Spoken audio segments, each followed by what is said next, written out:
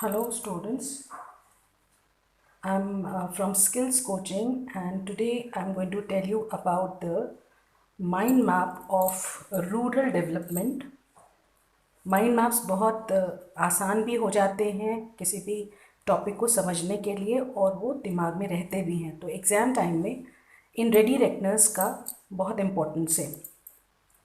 सो rural development क्या था? ये वो एक्शन प्लान था जिसमें क्या होना था, social and economic upliftment of rural areas.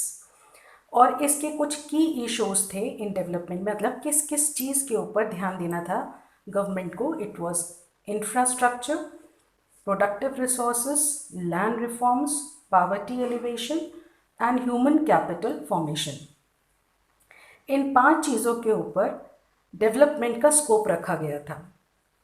अब एग्रीकल्चर बेस्ड कंट्री है हमारा, तो फार्मर्स को क्रेडिट की ज़रूरत थी फार्मिंग फैसिलिटीज़ के लिए, तो उन्हें लोन्स लेने पड़ते थे। लोन्स 6 से 12 महीने तक के हो सकते थे, 1 से 5 साल तक के हो सकते थे, और it can be more than 5 years also, up to 20 years. So it was short term, medium term and long term loans. Short term loans they used to purchase for the seeds and fertilizers. Medium term ka loan they used to take for buying machineries and digging wells and fences and all. And long term loans they used to use for purchasing lands, right? सो दो तरीके थे, एक तो non institutional resource और एक institutional resource for money.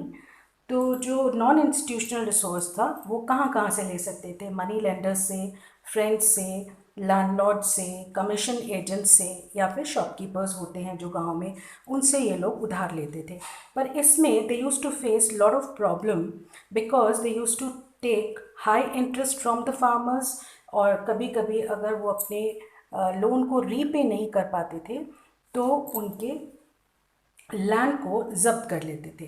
And they use to manipulate in accounts also, होता कुछ था दिखाता कुछ और थे वो लोग।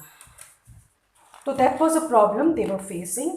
सो government thought of keeping some institutional resources for funding, and they are cooperative societies, commercial banks, regional rural banks, then self-help groups, Kisan Credit Card Scheme and NABARD. NABARD was very important those days. तो ये तो banking facilities तो उन्हें मिल ही रही थी। Self help group क्या था? छोटा क्रेडिट अगर उन्हें लेना था, छोटा लोन अगर उन्हें लेना था फार्मर्स को, so they can be they could be a member of self help group. Kisan credit card scheme was as credit card works, withdrawal and repayment जैसे जैसे ज़रूरत हो वैसे वैसे आप ले सकते हैं।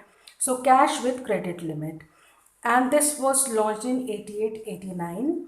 And the NABARD was very important scheme. This was National Bank of Agriculture and Rural Development.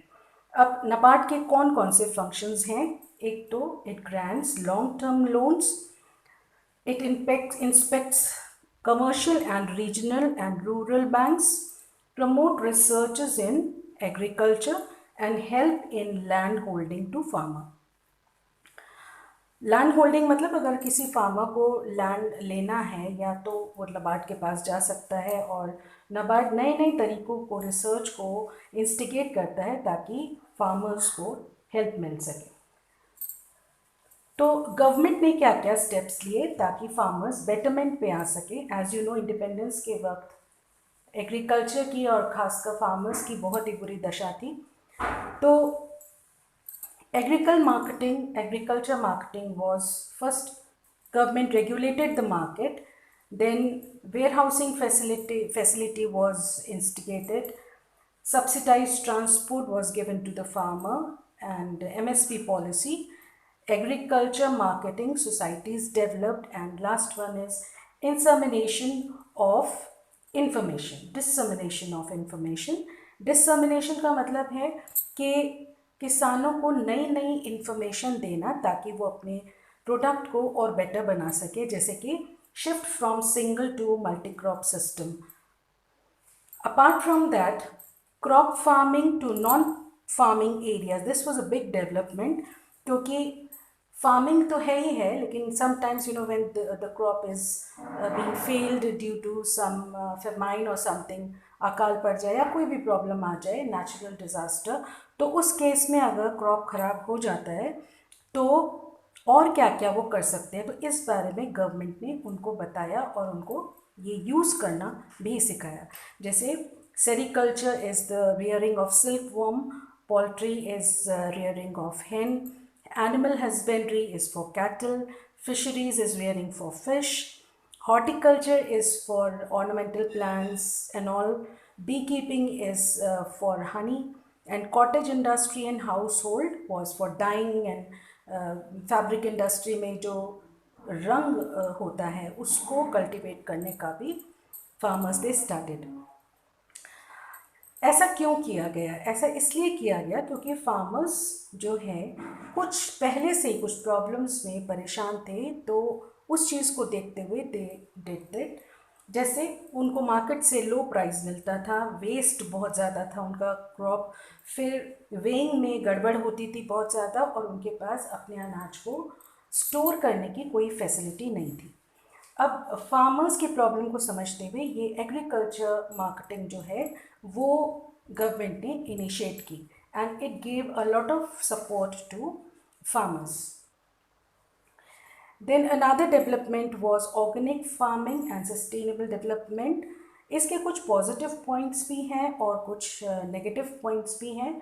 जैसे पॉजिटिव पॉइंट्स हैं कि stop using non renewable resources, then environment friendly है क्योंकि नेचुरल है, फर्टिलिटी बनी रहती है बिकॉज कंपोस्ट फार्मिंग होती है इसमें, it is more healthier and tastier food, and for small farmers it is quite good and very cheap technology to grow crops.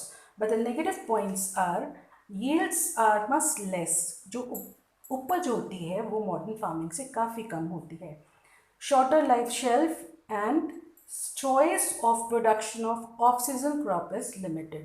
जो क्रॉप किसान लेना चाहता है, बोना चाहता है, ये ज़रूरी नहीं है कि ऑर्गेनिक फार्मिंग उसको सपोर्ट करती हो, इसलिए चॉइस कम रहती है। सो of course more positive points are there than negative points. So right now आप देखते हैं कि जब आप बाज़ार जाते हैं तो organic pulses and all are mostly available in the market. Then one golden revolution was there. It means rapid growth in diverse horticulture. Farmers, they started producing fruits, vegetables, tubers and plantations also. So this gave them a lot of support. So guys, for detailed discussions and live classes, you can download Skills Coaching app, and to join that app, you get few good things to happen, like live classes. You can take doubt sessions, notes, assignments, test and MCQs and sample papers, and of course you can buy the content also if you want to. So if you have find this recap useful, then please like, share and subscribe the channel, and also you can call me on 9871 994879. See you soon.